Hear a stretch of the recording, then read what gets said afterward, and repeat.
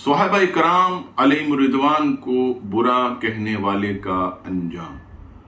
موسوعہ ابن ابی دنیا والیوم 6 پیج نمبر 83۔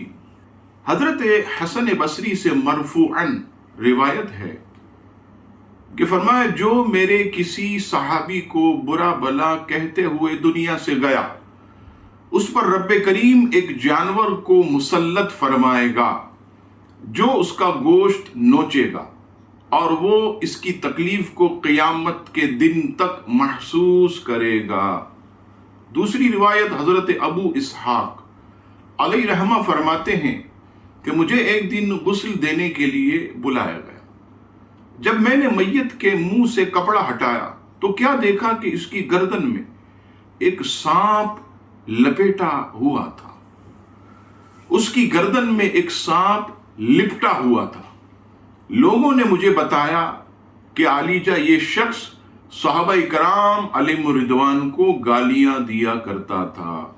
اس سے معلوم ہوا کہ ہمیں بھی صحابہ کرام علیہم الرضوان سے سچی محبت رکھنی چاہیے، یہ ہمارے ایمان میں داخل ہے، اور صحابہ کرام علیہم الرضوان کی ادنا سی بھی گستاخی سے بچنا چاہیے، اور ان لوگوں کی صحبت میں بھی نہ بیٹھے جو صحابہ کرام علیہم الرضوان کو برا بلا کہتے ہیں، طعن و تشنیع کا نشانہ بناتے ہیں اور معاذ اللہ گالیاں دیتے ہیں۔